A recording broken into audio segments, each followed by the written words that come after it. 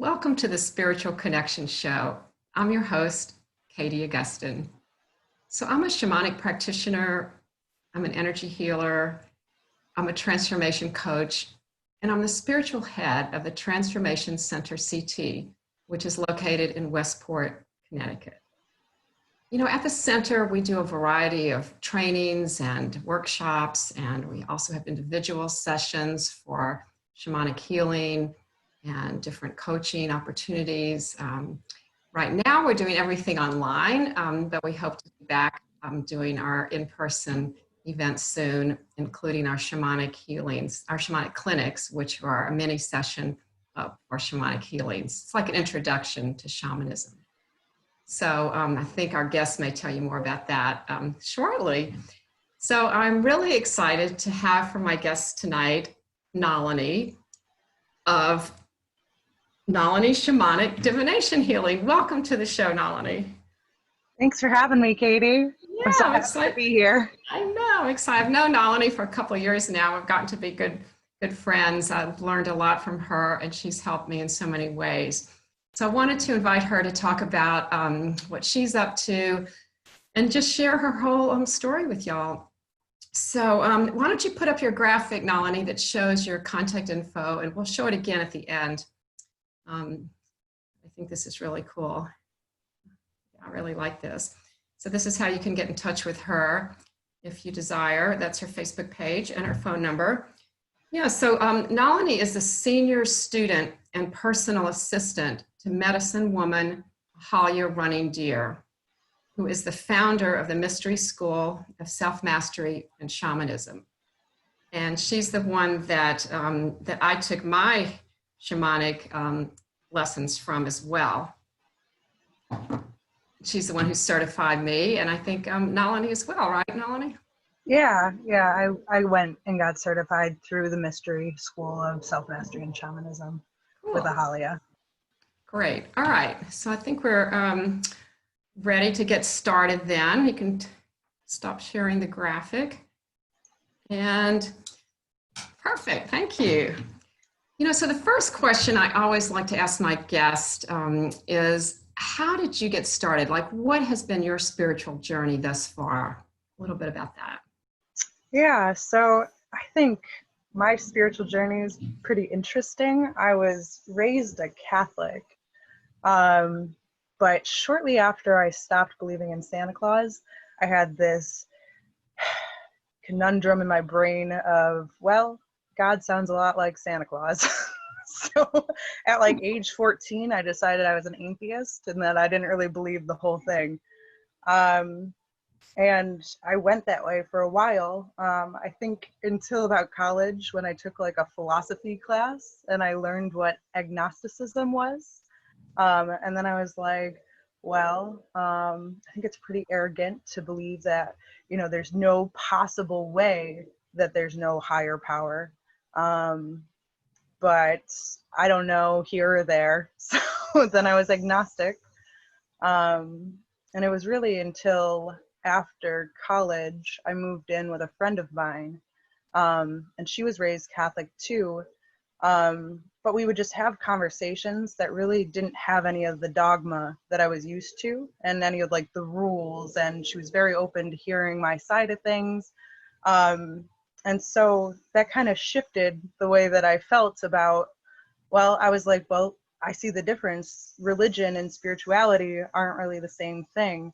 So while I was living there, I kind of got down into this rabbit hole of spirituality, and I was watching YouTube videos on mantras and mudras and the chakras and really just eating everything up. So that's really like how it started. And then it really solidified when we started going to satsang in Rochester. So then I just found a tribe of people that were really open spiritually, super friendly, didn't have any of the dogma whatsoever, just whatever you believe, they were happy to talk to you about it. So it was just a totally different experience. And through that group is how I met Ahalya, and I started doing the shamanism. And once I went through the shamanic certification course, there was just so many experiences in that 5-day intensive that I just couldn't explain. It was just like magic. And I just felt so much more connected to nature, and just like I would walk outside and I would see the birds differently. So really at that point, then I started having all these synchronicities that I was like, there has to be a higher power. So I guess that brought me to working with Ahalya, and she's a medicine woman and an Eastern trained guru. And I started working with another guru, your spiritual teacher, Samyama. And, you know, now my life's all about it. So. Wow, that's amazing. It's kind of like you came full circle in a way, but ended up in a little bit different place, although it's kind of all the same, right? Yeah. Yeah. Yeah, I mean, I've never been a big rule person. I don't like to have somebody tell me what to think and just like accept it without question. So that was my experience with religion. And I mean, I had a bunch of perceptions, and I was like a teenager, so I had a lot of opinions too. And I don't know that, you know, my stories were all correct about the church that I went to. But I love exploring and spirituality. And it's such a big part of my life now. And shamanism is consistently exploring and going deeper within, and working with shamanic allies to get support for the things that, you know, we're trying to do.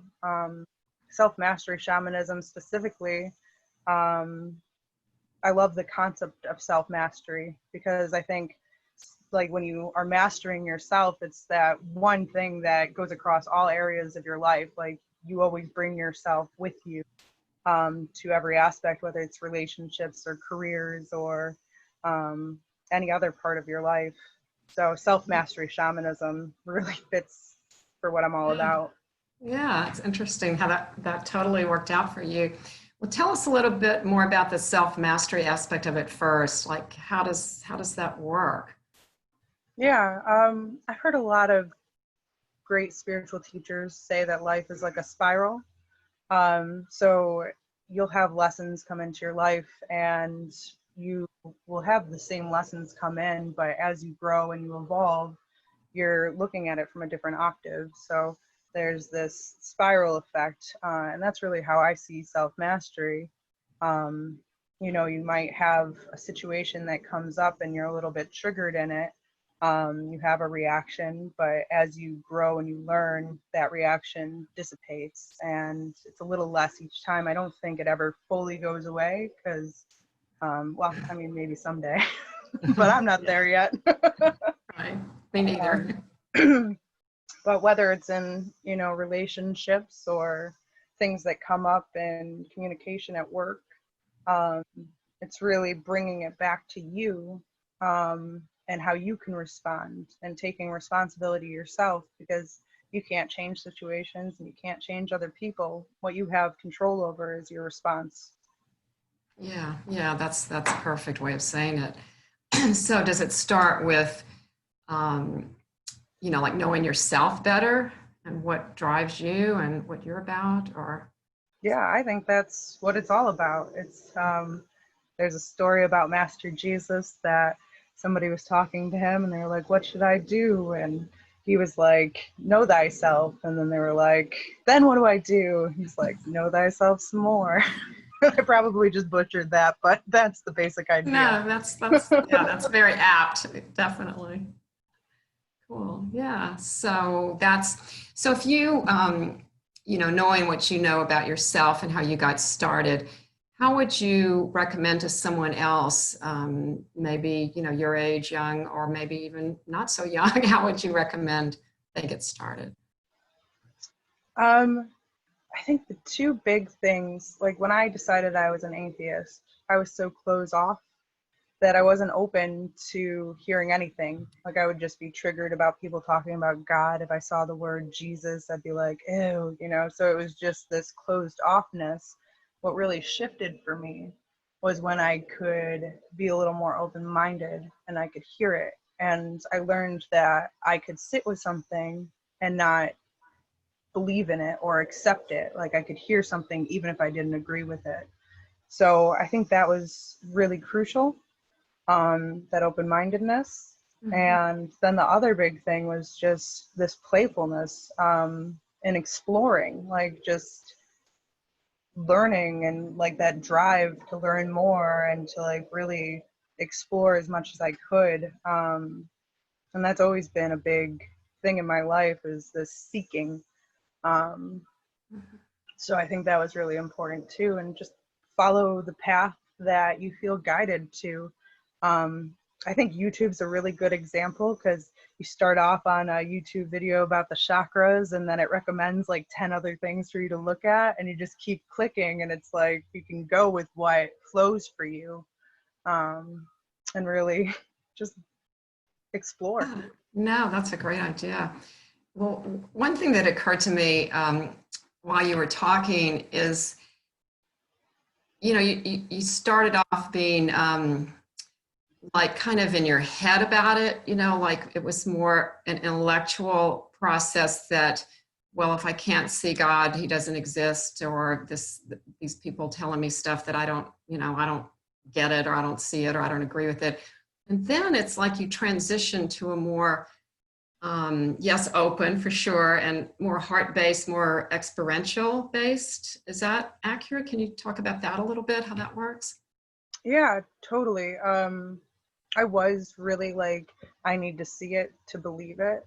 I was brought up that way. My dad's an engineer and he's also an atheist. So, you know, it kind of just made sense. Like science didn't agree with it. But the more that I read, because I like to read a lot of books, and like a lot of the stuff science-based coming out, like quantum physics, it's really starting to support spirituality. So I look at that, and that just amazes me. What was your question, Katie? Because I kind of went off on a tangent. How you were able to transition from having it be an intellectual process or pursuit to a more spiritual, more experiential experience for you. Yeah, I think that's exactly it, is I just experienced it. So there was enough times, like just having the community of people that were really open to talking about things was one thing. But then when I started going through the transformative courses with Ahalya and with Samyama, it's hard to describe how those impacted me, because it was so experiential. They have something that they talk about, it's called Shakti, which is a spiritual energy, but you can feel something different than like the real reality, you know, working. I mean, reality and illusion are the same, so it is the real reality, but it's not the black and white that, you know, we see day to day. It's not the mundane world. So it always felt like magic to me, and I've always loved magic and fantasy, and so that's what like hooked me, and I kept coming back, and that experience combined with that need for exploration and to find out more and to go deeper with it, really is what kept me going. But yeah, to transition from being more mental to more experiential is go out and have the experience, like find the teachers, like whoever they are. You know, my teachers really resonate with me, but there's hundreds of teachers out there. So I would say just find somebody that really resonates with you and you have that experience of the divine with, and that will move it from mental to experiential. Yeah, that's a really good way of describing it. And you know, the saying, when the student is ready, the teacher appears. So I think that's probably apt too. You were ready, and that's when it happened. And so I think that's a good. Well, let me ask you this: would you then recommend, you know, once people are attuned to it and they're looking and they're reading and they're watching YouTube, then to finding a group that resonates with them, in addition to a teacher, maybe just a community? Yeah, I think for me personally, there was only so far I could go myself. I look at spiritual teachers kind of like a basketball coach. It's like you could pick up a basketball and start playing, but at a certain point, you're going to see almost like a plateau of your skills, because you really will grow so much faster if you have an outside perspective that's able to look and give you pointers and tell you, oh, like hold your hand like this, or, you know, your shot should look like that. And I feel like it's the same with a spiritual teacher or a community of people. You get that outside perspective. So I think we all have our blind spots. And it's really hard to see your own blind spots. But when I started working with my spiritual teachers, I always had that feedback and response and somebody to go to when I like hit a wall and I was just like super emotional and crying about something that, you know, wouldn't even faze me today. But like, I would have somebody to talk to and work it out with so I could shift my perspective. Mm-hmm. Do you find that in general, your teachers tend to challenge you and push you, and that's how you're experiencing more growth, or how does that work? Well, I would say that once I got on a committed spiritual path, I was more challenged than I've ever been. And it's like, you know, we all have stuff in the shadows. But when you get on a committed spiritual path, it's like you're turning up the light. That's actually an analogy that one of my spiritual teachers gave me. And it's challenging because it's always been there, but you've kind of been like blinded to it. You're just like covering it up, and then the light starts going up and you start seeing all these cobwebs and cracks and you know, your persona. So when I first started, it was super challenging for me. I'm pretty dramatic as a person, so I don't know how much of it was actual challenge or how much I was just making up and making dramatic. And because I look at some of the things that I used to whine or cry about, complain about, and now I'm like, that doesn't even faze me. I don't even get slowed down by it. So that's the benefit of it. It's like this practice, and that's self-mastery, is being able to take on bigger problems and bigger challenges and just play a bigger game in the world. That's awesome. I mean, that to me is that depicts your growth right there. I mean, that's pretty obvious. That's awesome. Yeah, cool. So I want to shift gears a little bit then, and let's talk a little bit about more shamanism. We talked about the self-mastery, and that's really very helpful for everybody, I think, to understand how that works. So shamanism really resonated with you. Is there one thing that, like if our viewers right now have, I mean, they've probably heard of it, but they don't know anything about it, what would be just like a couple of things you could tell them initially, like an intro? Yeah, so shamanism's one of the oldest healing modalities in the world.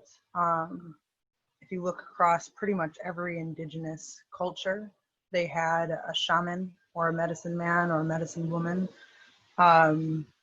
So really, for me, it's a healing modality where you are moving out of ordinary reality into non-ordinary reality. And you're working with a higher power, which in self-mastery shamanism, we call it Great Spirit. And you're working with shamanic allies, which are spirit allies in non-ordinary reality that come in to support you in the work that you do in non-ordinary reality. So in self-mastery shamanism, we use medicine drumming, and that works with the brain waves to alter just your reality. I think people are probably a little more familiar with meditation. Meditation where you sit and you go inward and you experience a different worldview than when your eyes are open and you're outside and every day. Shamanism for me was a little more fun than meditation, because the point of meditation is to clear your mind. And when I go deep with shamanism and I'm listening to the drumming, I'm going on a journey, and it's more like a story's playing out, and I'm working with outside influences with my shamanic allies. So it's more of a game. It's more fun for me personally. I get a lot of stories and metaphors when I'm working with my allies, and messages that come through. So it's more like an adventure than a going deep within quiet. Yeah. I see what you mean. But there's a lot of wonderful information that you get when you're journeying, right? Yeah, definitely. Actually, during this pandemic, I've been really committed to exploring shamanism every day. So my journeys usually last for about 15 minutes, but you can journey on anything, and that's why it's so useful to me. You can look at things like a relationship that's having some issues. You could look at, like, what is some more information that I could use for this issue that's coming up in my relationship, and your allies and spirit guides will come in and they'll give you symbols and messages or downloads in regards to that. I've been stuck inside, not moving so much around, and eating definitely differently than I was before. So I was like starting to get a little like concerned about my weight. So yesterday I went on a journey for about 15 minutes, and I was just asking for support with that, and there wasn't too many messages that came through. They did give me a flower essence, which, like, I use flower essences, and that's just a tincture that you can take. So I got the name of that, but then most of it really just felt like energy support that was coming in, and I just felt more empowered to be resolute in the choices that I'm making regarding my health and nutrition. I noticed, today I woke up and I made like a big breakfast of spinach and kale and feta cheese, and it was just like super healthy. And I was like excited to do that, where the other days I would wake up and I would just like crawl out of bed and I kind of drink my coffee, not really eat anything, and then I'd start snacking, and it's downhill from there. So Yeah, I know what you mean. Yeah, so that's a really useful tool that you can use, like you're saying, personally in your everyday life to empower you. And I think for me, that's the word that I think of first when I think of shamanism and the practices that we do. It's about empowering. yeah, totally. Yeah, I think journeying in itself like really empowers you to seek your own counsel, so you don't have to go outside of yourself to find answers.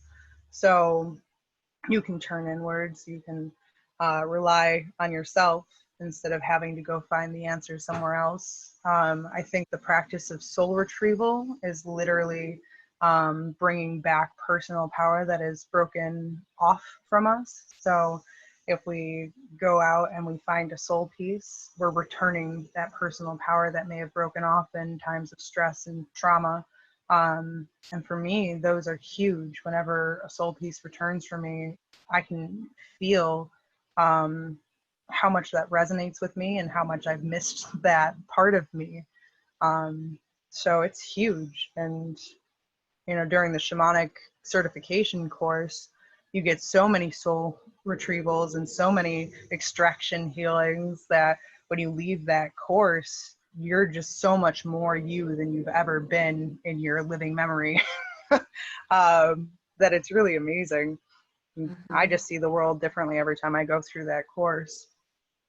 Yeah, and that's also obviously what we do for our clients is the extraction healing and the soul retrieval. do you want to just explain a little bit about how that works for people who aren't familiar with it? Yeah, totally. So for extraction healing, people are usually more familiar with Reiki, which is like pushing in like bright white light, and it kind of just flows that through your body. For me, extraction healing is removing stuff from the auric field that doesn't belong there, it isn't you. So a lot of times as we're going through an extraction healing, we're removing stuck energy. But what's really cool about shamanism is that shamanism speaks to us in symbols and metaphors. So as we're going through and clearing that stuck energy, you might have inflammation around the knee or something, but as you're going through and clearing it, the shamanic practitioner will see barbed wire or something else that is a metaphor for what's going on. You might have a knee problem, or it might be more metaphorical, where it's in the spiritual realm still. So it might be that you're having trouble moving forward. So that's what we're picking up. And there's just so many messages and information that comes through with extraction healing. But really, it's like you're dusting off your aura or vacuuming it, depending on how deep of a session it is, so that you can return more to you. A soul retrieval is the practitioner is trained to go into non-ordinary reality and retrieve a part of you that has broken off, whether it was in times of stress or trauma. You know, when you're 3 years old, you might have knocked over a lamp and your father came in and spanked you. That's a true story for me. And you could have had a part of your soul, and that's just your energy. It kind of splits off. It's like, I can't take it. It's too stressful right now. But what that might look like in reality, in your normal reality, is like you take on a whole, you know, you take on a meaning of that, like, I'm bad, right? That might be a big version of it. And then you go around carrying this whole with you everywhere you go, and then you start attracting other things that reaffirm that you're bad. And you know, by the time the practitioner comes in, they're going out and they're going into non-ordinary reality. They'll retrieve that soul piece that originally left. They bring it back for you, and it just returns that wholeness to you, so that, you know, usually it's something that the person's working on, because I think self-mastery and shamanism go so hand in hand. So it's like, usually for me, when I have somebody else retrieve a soul piece for me, I've been working something in my mundane life, and then my shamanic practitioner brings back what I've been calling to me through the work that I'm doing in my day-to-day life. But then it's just not so much of a challenge. It's like when you have that soul piece back, you don't have to work as hard. Yeah, no, it's very helpful, and it is empowering, and it's really a beautiful practice, and I love the way you describe that. So thank you. We're going to have to start to wrap up already. I know this goes by really fast, doesn't it? Yeah, I'm having so much fun. I could talk about self-mastery shamanism the whole day. It's great to hear about it. Well, thank you so much for being on the show, Nalini. And let's put up your graphic one more time. So if anybody has any questions for you, or they could check out your Facebook page to see what's going on there, or they can schedule a little mini session. Lots of opportunities there. All right. Yeah, so thank you. So why don't we say goodbye to our guest? You can take that, share it down. Okay. And I think everybody was able to get it. Great. So I'll just come on the gallery view and just thank all of our listeners and our viewers for being here and joining us today for the Spiritual Connection Show. I hope to see you the next time. And thank you to our guest, Nalini, for joining us today. And hope to see you in person soon. All right. Yeah. Thank you, everyone. All right. Bye, everybody. Take care. Bye. Bye.